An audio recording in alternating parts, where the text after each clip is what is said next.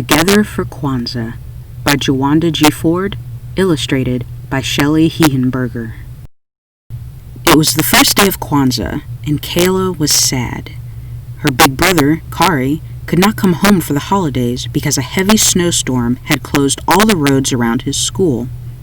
Kayla always missed Kari while he was away, but this was worse than ever. Now they would have to start Kwanzaa without him. Kwanzaa was Kayla's favorite time of year. She loved celebrating her African heritage and doing special things with her family. But how could she enjoy Kwanzaa this year if Kari was not part of it? Kayla tried to cheer up. After dressing in colorful African clothing, she began to set the Kwanzaa table. First, she put down the mkeka, a traditional straw mat.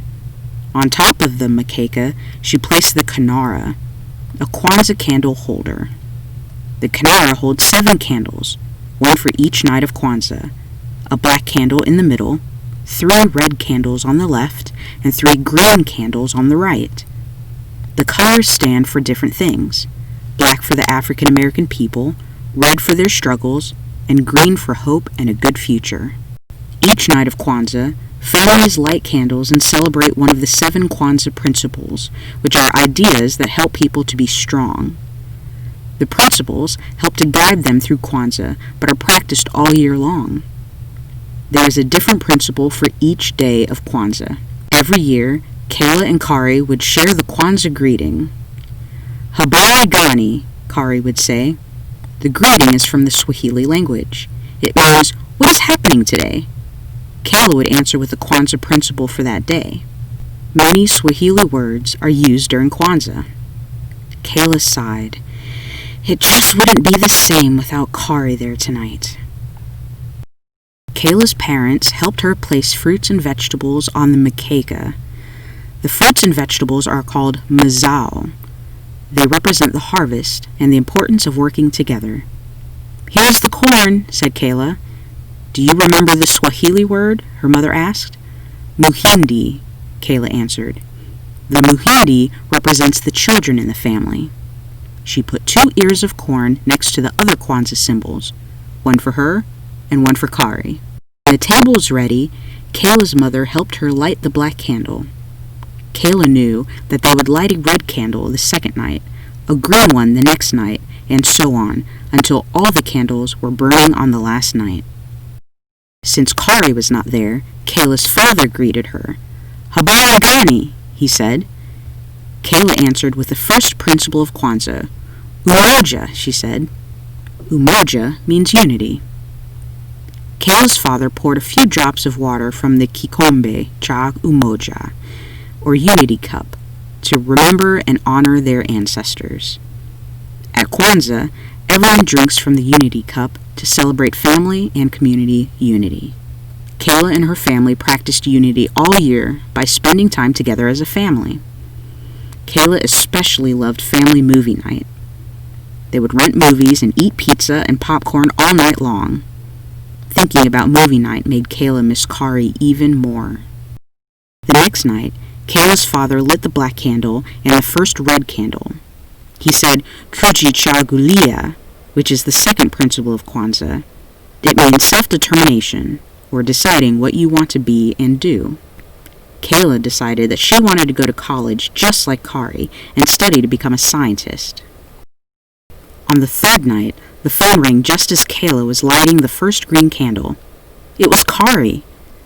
Habari gani, Kari said. Ujima, Kayla answered.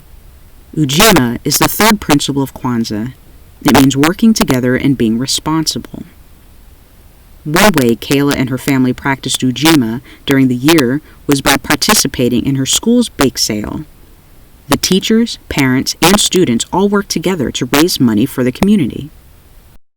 The black candle, 1 green candle, and 2 red candles were lit on the 4th night. Kayla was really happy tonight. The roads were cleared, and Kari was on his way home. The principle for the 4th night of Kwanzaa is Ujamaa. Ujamaa means cooperative economics, or supporting African American businesses. Kayla and her parents loved shopping in Tubman Square, where African Americans sold handmade jewelry, hats, and clothes. The phone rang, and Kayla ran to answer it. "Hi, Kari. Are you almost home?" she asked. Kari explained that his car had broken down on the way. It would take a few days to fix.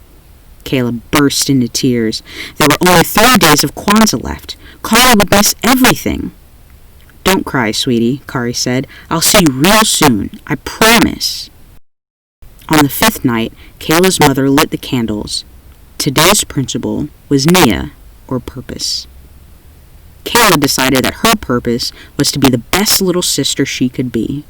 She made Kari a special Kwanzaa scrapbook, telling him all about how the family celebrated this year. Kuomba, or creativity, is the principle for the 6th day of Kwanzaa.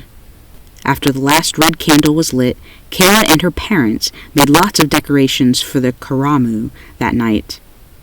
The Karamu is a feast where families celebrate with friends and loved ones. Kayla made a flag using the Kwanzaa colors. It was black, red, and green, just like the candles in the Kinara. Soon there was a knock at the door. Kayla ran to answer it. "Kari!" she yelled as she opened the door wide. No, not Kari, but Grandma and Grandpa are here. Kayla was glad to see her grandparents, but she couldn't help being disappointed that Kari still had not arrived. She kept hoping that somehow he'd get home before Kwanzaa was over. There were many knocks on the door from friends and family. It was hard to be sad with so many people around. Everyone was enjoying the Karamu. There was so much food, they had to have a separate table just for desserts. No one heard Kari at the front door, so he just walked right in. Kayla squealed with delight when she saw him. "You made it," Kayla said, smiling. "I took a taxi to a bus," he answered, "just to see you." Kayla hugged Kari as tight as she could. "Imani," Kari whispered on the last night of Kwanzaa. Tonight all the candles glowed brightly. Imani means faith, believing in yourself and others. "I believe in our family," Kayla said as they opened their zawadi, or gifts. Kayla knew that zawadi should be handmade or educational. She gave everyone a photo of the family in a frame she had made from old newspapers. Everyone loved their zawadi, especially Kari.